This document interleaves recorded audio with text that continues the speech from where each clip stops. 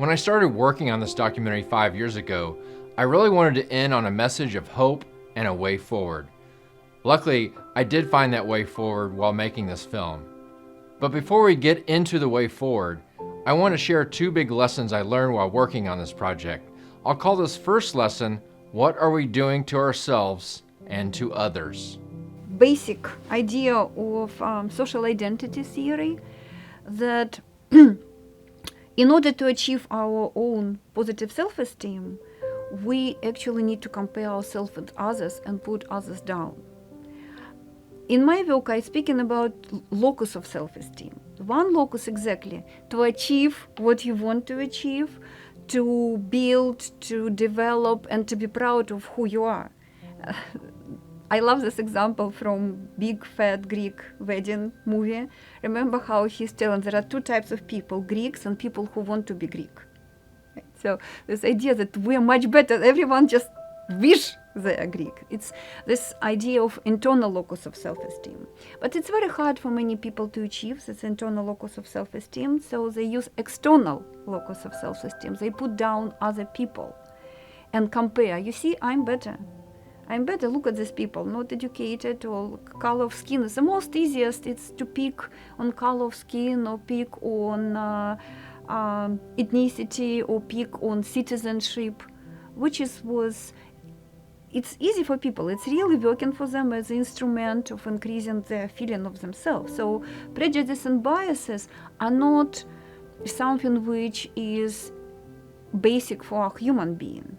It's a result of our striving to feel more positive about ourselves. But unfortunately, yes, there is a dark side of our opportunity to feel good about ourselves.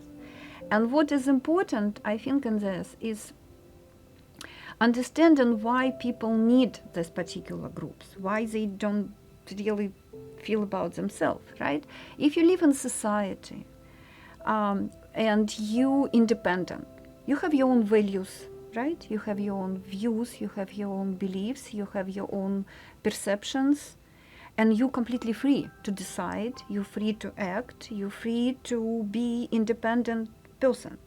But if something happened to you, if there is some threat in society, who will come and help you? Nobody, right? Because you're not connected, you're individual, you're staying free. So you need you need a group that will help you. So you're looking for the groups, which, again, it can be ethnic, national, gender, regional, whatever, the group which can help you. But why a group will help you? Why actually a group will put their efforts on helping you and supporting you? You have to pay with something for it. And what happening, you pay with loyalty. You become loyal. What does it mean to be loyal? You accept values, perceptions, beliefs of this group. And the more you become loyal, the more you're losing your freedom of thoughts. So it's really a dilemma between freedom and security. You get in your security by being more loyal and more affiliated with the group, but at the same time, you're not free anymore. You think like a group member. You perceive everything as a group member. You act as a group member. And when we speak about groups, you are not now think about person to person, you think group to group. Usually people try to find secure groups in situation of threat. And what happens, it actually creates this evil, this circle.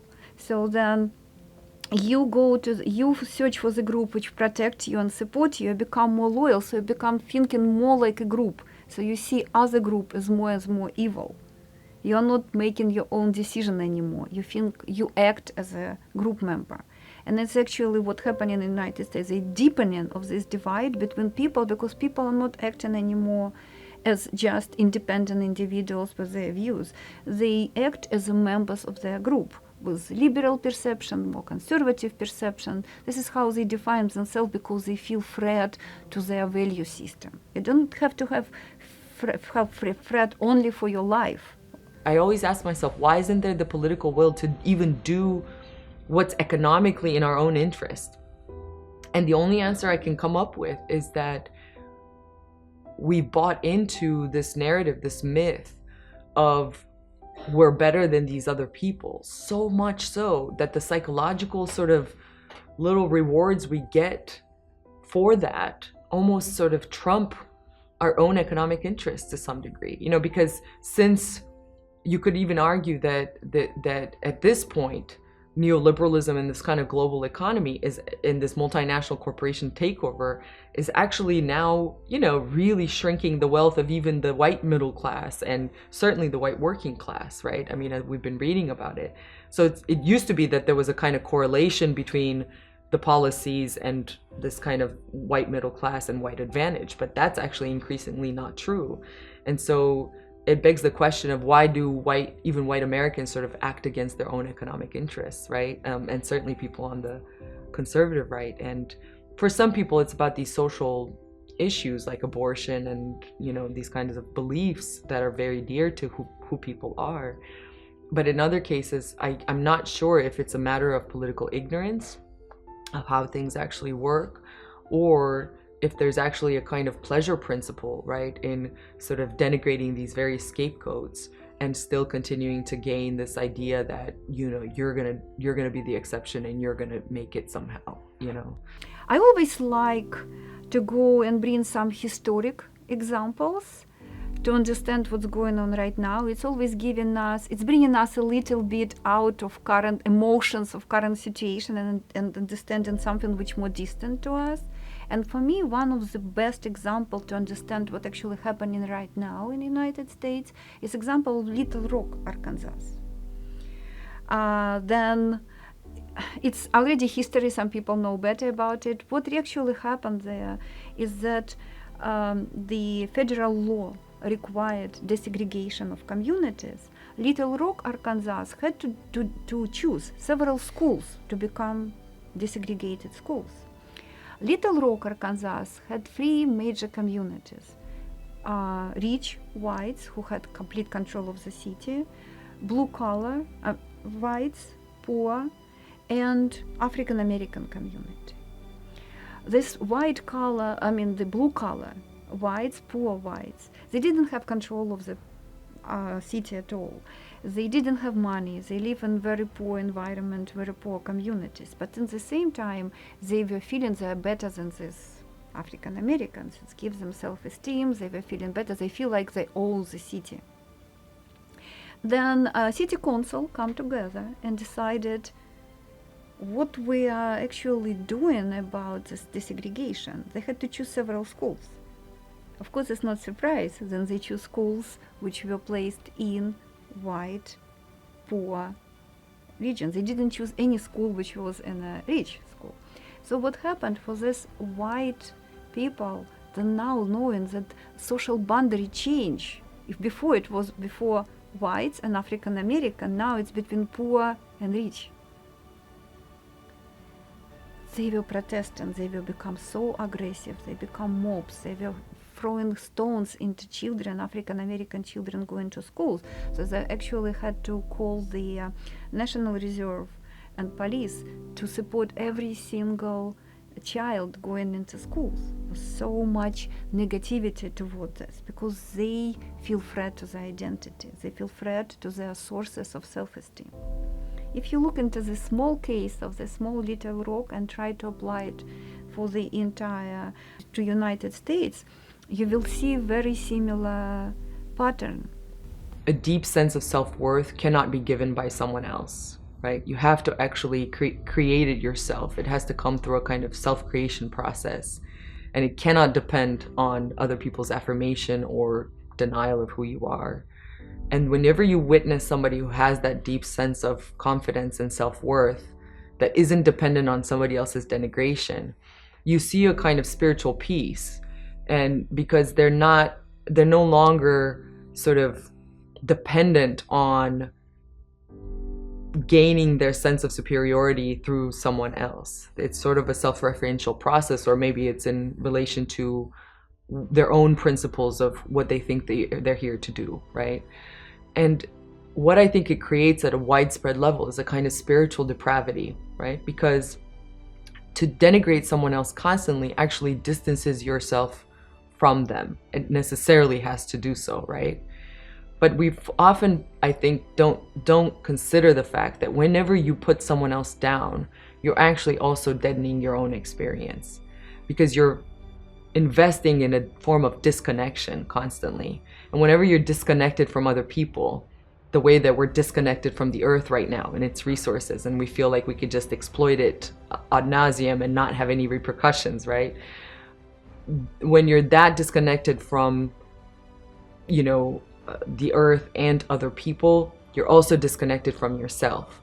And when you're disconnected from yourself, there's a price to be paid there, I think, in terms of having to constantly fill yourself with a kind of, with all of these external forms of value. I have a nice car.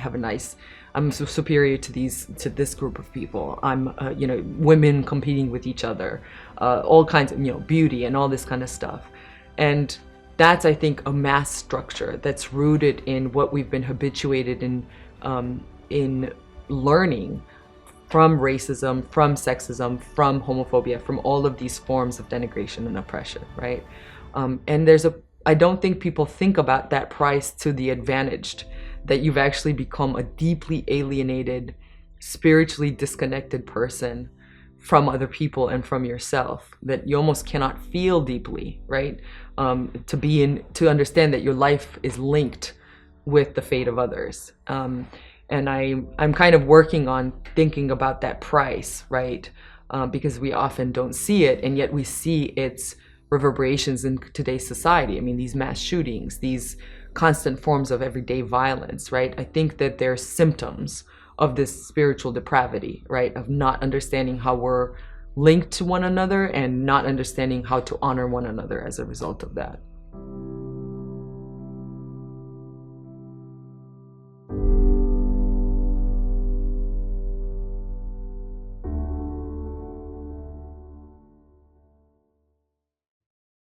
The other lesson I learned while making this documentary would seem rather obvious, but it's not really something we think about, and it's extremely important to our history and to our future.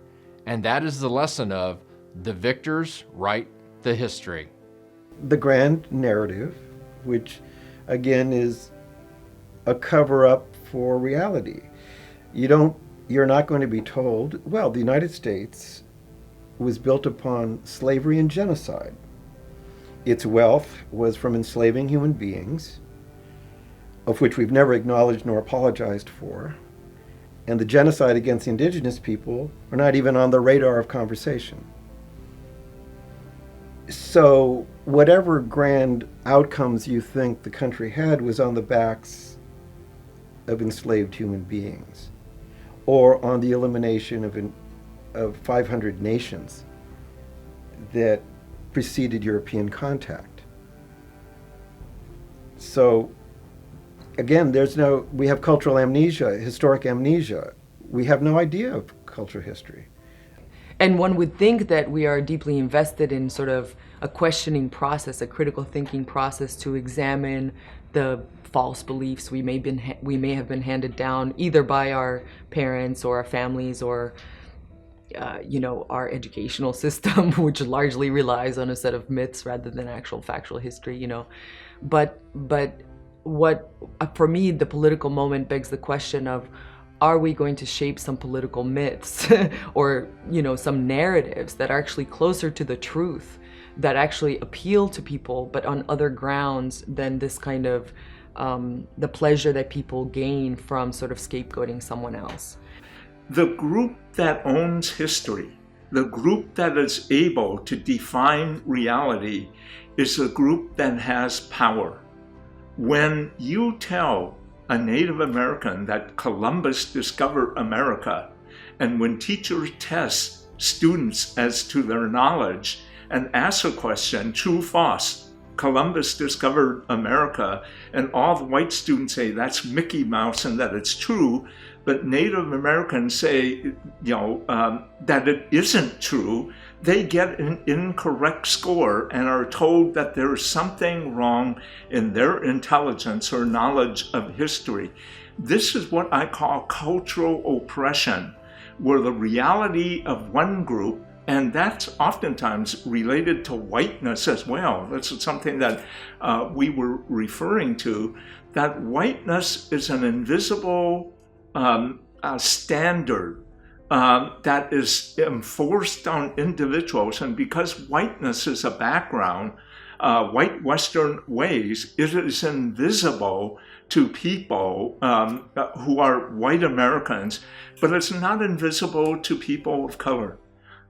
It's like a fish that is in a bowl of water swimming, doesn't see the water until they're out of it.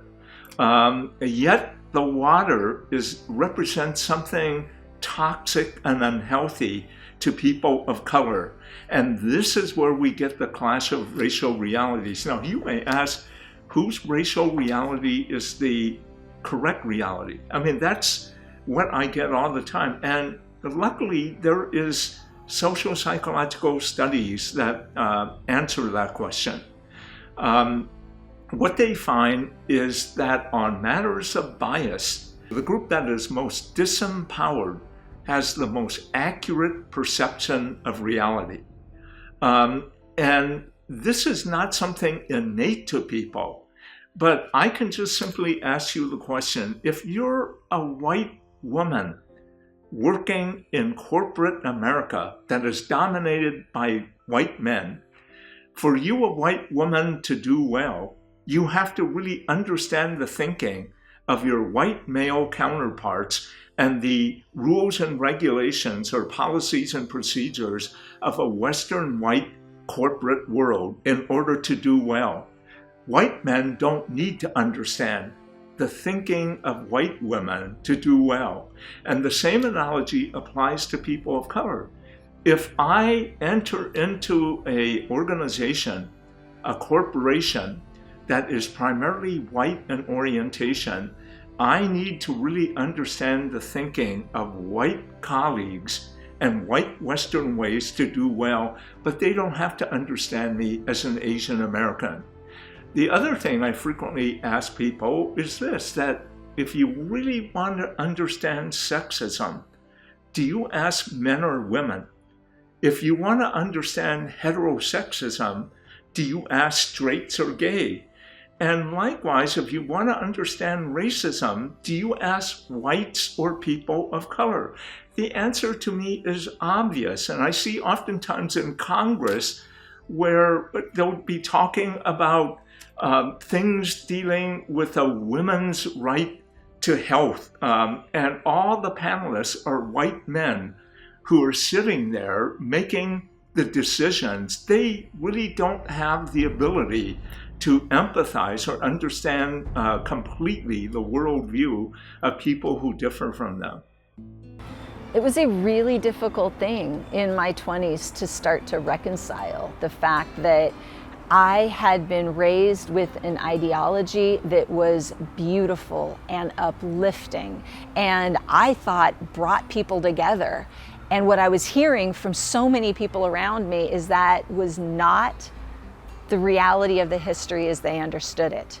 And here's where I think a lot of us struggle. How to have both and live together. It is not either everything was glorious and wonderful or everything was 100% horrible and awful and we have to reject everything. And that process sometimes involves us living in either world for a while. That's what happened to me. I had grown up within the patriotic frame, and then I shifted to one where I would be just like so many hardcore activists, just not able to even mention the Founding Fathers' names without a sneer. Could not imagine the possibility of valuing anything that had come during the time period where slavery was enacted. Nothing could be redeemed. And over time, I've had to find this place of balance, of understanding, yes, people are people of their time, and there is horror within that. And that is a hard place to rest. But I don't think enough of us are willing to even imagine that. And I think part of the reason why, at least what I experienced, was when I was asked to see myself associated with a history that has so much trauma and violence and oppression linked to it, it felt like my entire worldview had to change. And let's not be unclear about what a difficult thing that is for a lot of people.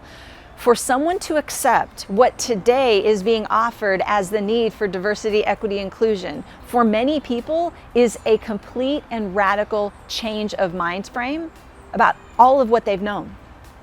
And to accept and go down that path, that particular framing, which is something that I now fully accept, admittedly, also puts people into jeopardy in their own friendship and family relationships. Because it means that to accept and go down this path might mean arguments, might mean rejection from those that they love. And so there's, I think, a lot of understandable fear around what it means to adopt a completely different worldview. I still think it's worth the effort.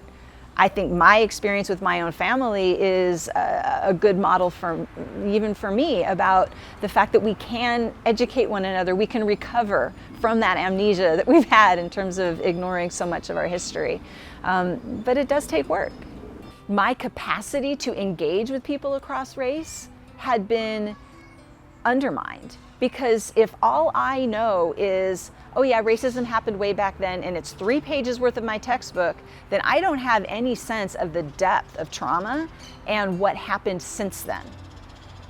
Whereas now that I've taken it up as an exploration and a personal mission to learn more about it, I'm just as infuriated as many people who are out there protesting, because what I understand is that I was not given the tools to be able to engage well. I wasn't given the tools to be able to understand how our current systems and current policies are actually acting out of some old assumptions, some old mythology, and some of the old manipulative cons that we were subjected to that actually prompted us to buy in to a system that was unjust at its core and has never gotten to the point of full equity. And so what do I say to people when they say, oh, but this was so long ago? I'll say, we had 400 years of affirmative action for white people. So having a very short period of time where some things were being tried in order to make some amends and create some level of equity, it hasn't been enough, clearly.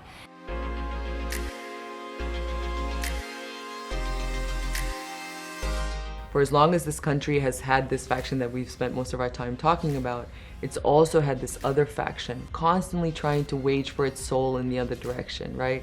So that it actually lives up to its ideals of equality, of due process under the law. I mean, it's really bizarre. It sets up these ideals and then in practice does pretty terribly at meeting them.